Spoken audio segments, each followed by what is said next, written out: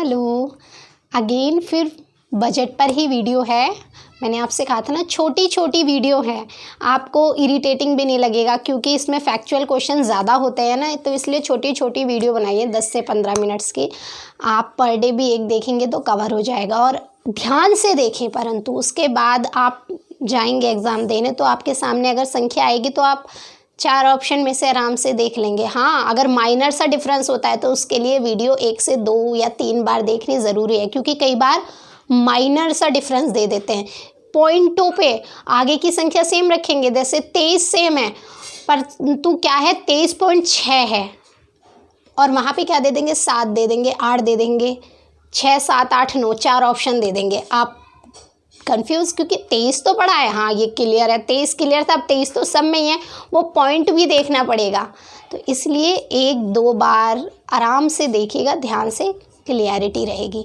चलिए अब देखते हैं भारतीय रेल के लिए, यानी कि जो भारत में रेल है, हमारी रेल के लिए क्या क्या प्रावधान किए गए हैं। 5 उपाय, 5 तरीके, 5 उपाय सुझाए गए हैं भारतीय रेल के लिए। पहला क्या है, और ये 5 आपसे पूछ सकते हैं, या तो 5 दे के पूछ लेंगे या कोई भी 4 पूछ लेंगे, जैसे भी उनको पूछना होगा। तो ये 5 उपाय क्या हैं।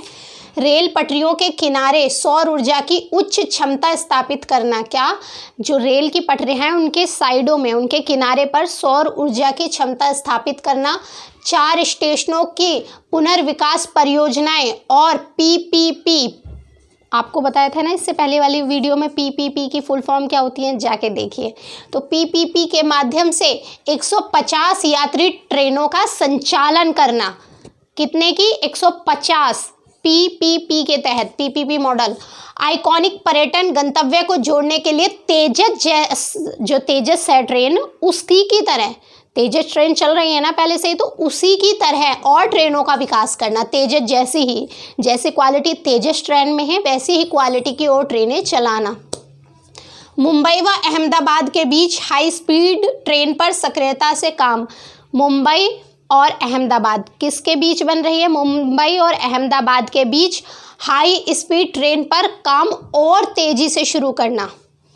148 किलोमीटर लंबी बेंगलुरु उपनगरीय परिवहन परियोजना। कितनी है, 148 किलोमीटर लंबी बेंगलुरु उपनगरीय परिवहन परियोजना के लिए 18,600, कितने, 18,600 करोड़ रुपए दिए गए हैं। मेट्रो प्रारूप के अनुसार इसका किराया होगा, जिस तरीके से मेट्रो का प्रारूप है, जिस वहाँ पर पैसा किराया लिया जाता है, उसी के प्रारूप पर यहाँ पर किराया तय किया जाएगा। केंद्र सरकार की इसमें जो केंद्र सरकार है वो 20% लागत वहन करेगी इसके कार्यक्रम के लिए। कितनी प्रतिशत, 20%, और 60% बाहरी सहायता से उपलब्ध कराने की सुविधा होगी। 60% बाहर से, बाहरी सहायता से, निजीकरण से या कंपनी संस्थाएं, उनको इन्वेस्टमेंट करके जैसे भी गवर्नमेंट लाएगी पीपीपी मॉडल के तहत किया जाएगा। 60% बाहर से और 20% केंद्र सरकार की अपनी होगी। बाकी 20% में जिस एरिया में बन रही है उन राज्यों की अपने अपने जिस भी हिसाब से वो बांटे आपस में कि इतना मेरा इतना उसका, तो वो बाकी सब डिसाइड किया जाएगा। परंतु यहाँ पे इम्पोर्टेंट क्या है कि 60% बाहर से और 20% केंद्र सरकार, बाकी 20% में वो राज्य होंगे जहाँ से ये ट्रेन होकर जाएगी। भारतीय रेल की उपलब्धियाँ क्या हैं, क्या क्या अब तक अचीव कर लिया है, क्या क्या उपलब्धियां हो चुकी हैं भारतीय रेल की, तो ये भी बहुत इंपॉर्टेंट है। पूछ सकते हैं भारतीय रेल की उपलब्धियां क्या है, जब बजट में इनका जिक्र है तो आपसे क्वेश्चन में भी पूछ सकते हैं कि भारतीय रेल की उपलब्धियां क्या हैं। 550 स्टेशनों पर वाईफाई की सुविधा हो चुकी है अब तक। कितने, 550, फैक्चुअल क्वेश्चन है, हो सकता है वो 560 देते हैं, 555 दे दें, 580 दे दें, तो अब टोटल कितना है, 550 स्टेशनों पर वाईफाई की सुविधा।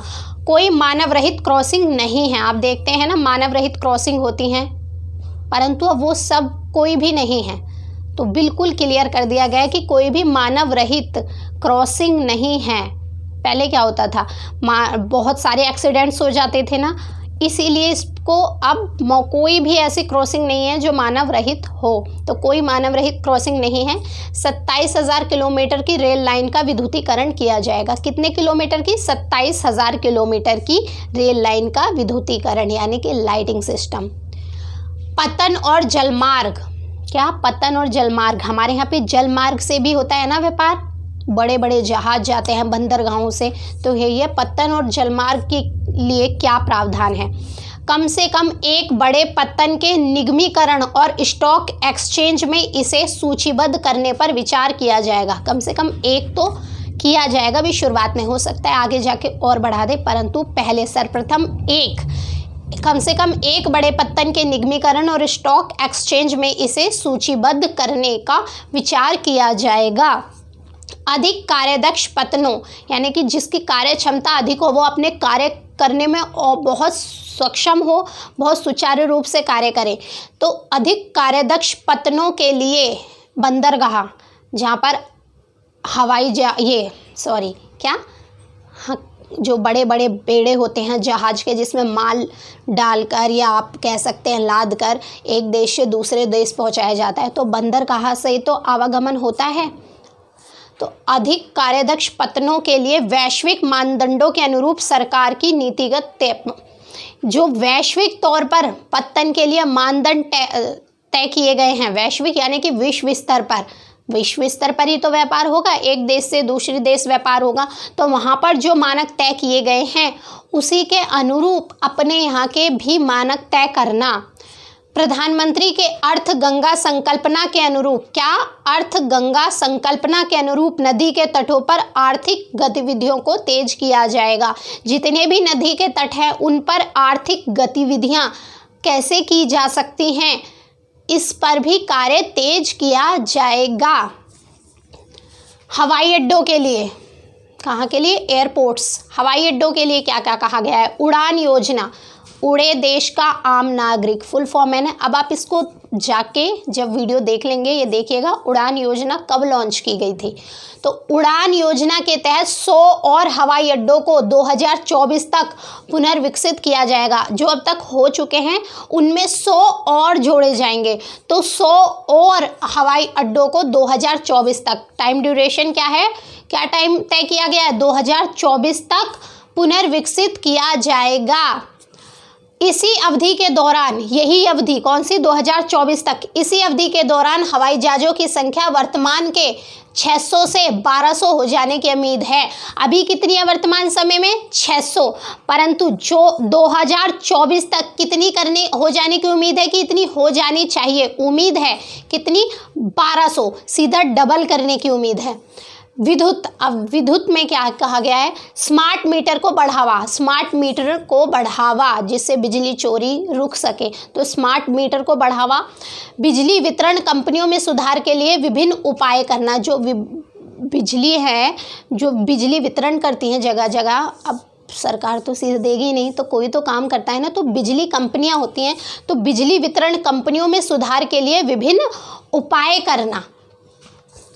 ऊर्जा, एनर्जी के लिए, ऊर्जा के लिए क्या कहा गया है?